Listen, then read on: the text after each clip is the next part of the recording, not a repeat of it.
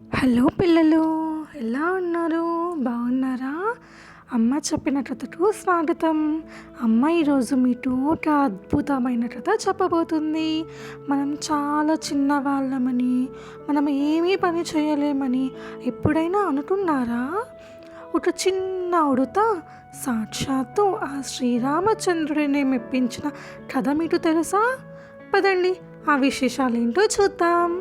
చాలా కాలం క్రితం సీతమ్మ వారిని వెతకడానికి శ్రీరాముడు, లక్ష్మణుడు వానర సైన్యంతో కలిసి సముద్ర తీరానికి చేరుకున్నారు. లంకకు వెళ్ళాలంటే సముద్రాన్ని దాటాలి. అందుకే సముద్రం మీద ఒక గొప్ప వంతెనను నిర్మించాలని నిర్ణయించుకున్నారు. హనుమంతుడు, అంగదుడు, సుగ్రీవుడు వంటి బలమైన వానర వీరులు పెద్ద పెద్ద కొండలను, బండరాళ్లను పెకిలించి తీసుకువస్తున్నారు.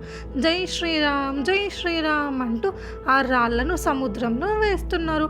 ఆ దృశ్యం చూస్తుంటే అడవి అంతా సందడిగా ఉంది. అదే సమయంలో అక్కడ ఒక చిన్న ఉడత ఉంది. దానికి శ్రీరాముడు అంటే చాలా భక్తి. ఆ వానర వీరులందరూ రాముడి కోసం అంత కష్టపడుతుంటే తాను కూడా ఏదో ఒక సాయం చేయాలి అనుకుంది. కానీ ఆ ఉడత చాలా చిన్నది కదా, నేను ఆ పెద్ద రాళ్ళను ఎత్తలేను, మరి నేను ఎలా సాయం చేయాలి అని ఆలోచించింది. అప్పుడే దానికి ఒక అద్భుతమైన ఉపాయం తట్టింది. ఆ ఉడత ఏం చేసిందో తెలుసా? పరుగున వెళ్ళి సముద్రపు నీటిలో తడిసింది. ఆ తర్వాత ఇసుకలో వెళ్ళి బాగా పొరలాడింది. దాని వంటి నిండా ఇసుక రేణువులు అంటుకున్నాయి. వెంటనే ఆ వంతెన దగ్గరకు వెళ్ళి తన ఒంటిని గట్టిగా విదిలించింది. అప్పుడు ఆ ఇసుక రేణువులన్నీ ఆ రాళ్ల మధ్యలో ఉన్న ఖాళీలో పడ్డాయి. మళ్ళీ పరిగెత్తడం, నీటిలో తడవడం, ఇసుకలో పొరలాడడం, వంతెన మీద విదిలించడం, ఇలా కొన్ని వందల సార్లు విరామం లేకుండా చేస్తూనే ఉంది. చిన్న ఉడత పడుతున్న కష్టం చూస్తుంటే చాలా ముచ్చటేస్తుంది. అయితే అక్కడే ఉన్న ఒక వానర వీరుడు ఇదంతా చూసి గట్టిగా నవ్వుతాడు. ఓ చిన్ని ఉడత, మేము కొండలనే తెస్తున్నాము, నువ్వు తెచ్చే ఈ పిడికెడు ఉసుక ఏం జరుగుతుంది? మా కాళ్ళ కింద పడితే చచ్చిపోతాం, వెళ్ళి ఆడుకో అని వెటకారం చేశాడు. ఉడత మనసు చాలా కష్టపడింది, కానీ అది తన పని ఆపలేదు.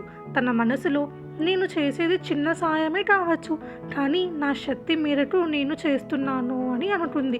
ఇదంతా దూరం నుండి గమనిస్తూ ఉన్న శ్రీరామచంద్రుడు ఆ ఉడతను దగ్గరకు పిలిచాడు. వానర వీరులతో ఇలా అన్నాడు, మీరు పెద్ద రాళ్లను వేస్తున్నారు నిజమే, కానీ ఆ రాళ్ల మధ్య ఉన్న ఖాళీలను ఈ ఉడత తెచ్చిన ఇసుక పూడుస్తోంది. ఇక ఈ ఇసుక లేకపోతే వంతెన గట్టిగా ఉండదు. భక్తి సాయానికి కావాల్సింది బలం కాదు, మంచి మనసు అని చెప్పాడు. రాముడు ఎంతో ప్రేమతో ఆ ఉడతని చేతిలోకి తీసుకుని తన 3 వేళ్లతో దాన్ని వెన్ను మీద నిమిరాడు.